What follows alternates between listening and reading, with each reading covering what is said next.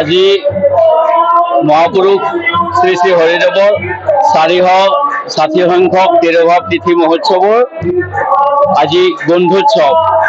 এইবেলি 4দিনীয়া কাৰ্যসূচীৰে যোৱা 23 তাৰিখৰ পৰা আৰম্ভ হৈছে। আজি বন্ধুৎসৱ, কাইলৈ গোটেই দিনজোৰা কাৰ্যসূচীৰে মহাপুৰুষ শ্ৰী শ্ৰী হৰিদেৱ গুৰুজনাৰ তিৰুভাৱ তিথি মহোৎসৱ উদযাপিত হ'ব। হেজাৰ হেজাৰ ভক্তই কাইলৈৰ দিনটো অপেক্ষা কৰি আছে।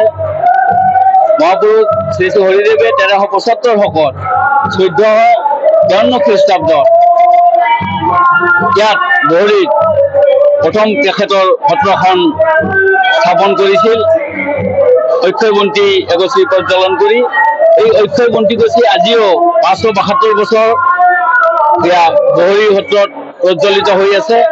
সেইজনা হৰিগুৰুৰ এই তিৰুভাৱ তিথিৰ আগদিনাখন বন্ধুৎসৱ,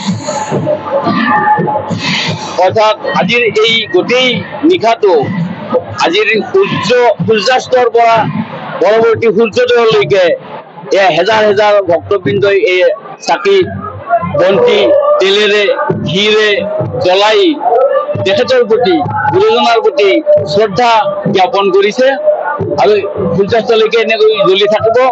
এই যে গুৰুজনাৰ প্ৰতি মানুহৰ ইমান অচলা ভক্তি, আজিৰ এই সত্ৰ উদুলি মুদুলি এটা পৰিৱেশ হৈছে। আজিতকৈও কাইলৈৰ দিনটো মহা আড়ম্বৰেৰে পালিত হ'ব। আমি এই চেগতে আমাৰ গুৰুজনাৰ ভক্তসকলক আমি আমাৰ সত্ৰৰ তৰফৰ পৰা আমি শুভকামনা জনাইছোঁ। সকলোৰে মংগল হওক, বিশ্ববাসীৰ মংগল হওক, দেশবাসীৰ মংগল হওক। আৰু কাইলৈৰ তিথিত আমি কামনা কৰিম গুৰুজনাই সকলোৰে প্ৰতি আমাৰ সুভাষিক বৰ্ষণ কৰিব। ধন্যবাদ।